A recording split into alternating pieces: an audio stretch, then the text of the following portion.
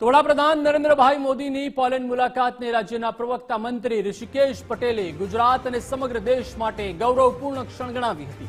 સાથે જ જામ સાહેબના સ્મારકે શ્રદ્ધાંજલિને વિકાસ ભી વિરાસત ભીના મંત્રને સાર્થક કરે છે તેમ જણાવ્યું હતું।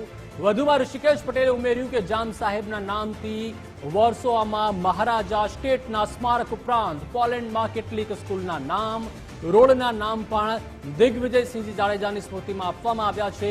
બીજા વિશ્વયુદ્ધ દરમિયાન થયેલા તોફાનોને કારણે પોલેન્ડના 600 જેટલા બાળકોને ગુજરાતમાં આશ્રયનું સ્થાન આપ્યું હતું। આ બાળકોને રહેવા માટેનું ઉત્તમ સ્થાન, શિક્ષણ અને ભોજન સહિતની જીવન જરૂરિયાતની તમામ ચીજવસ્તુઓ પૂરી પાડી હતી। વિશ્વયુદ્ધ પૂર્ણ થઈ ગયા પછી જામ સાહેબે બધા જ બાળકોને પોલેન્ડ પરત મોકલ્યા હતા। જામ સાહેબ દિગ્વિજયસિંહ જાડેજાના સેવા કાર્યો સમગ્ર ભારત અને ગુજરાત માટે કાયમના સંસ્મરણો બની રહ્યા છે।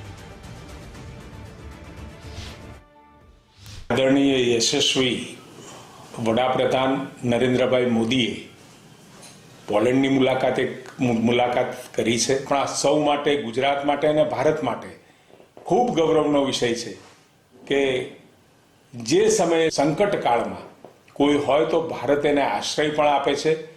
ભૂતકાળમાં પારસીઓ બીજા વિશ્વયુદ્ધ દરમિયાન પોલેન્ડવાસીઓના બાળકોને પણ ત્યાં રાખી જામ સાહેબે એમના રહેવા, જમવા, કપડાં, શિક્ષણ તમામ બાબતોમાં એમણે જે એમને રાખી અને જે પોલેન્ડમાં પછી એ બાળકોને પરત કર્યા, ત્યારે આજે પોલેન્ડ એના માટે ભારત અને ગુજરાતનો સવિશેષ આભારની સાથે કૃતજ્ઞતાની લાગણી અનુભવતો હોય।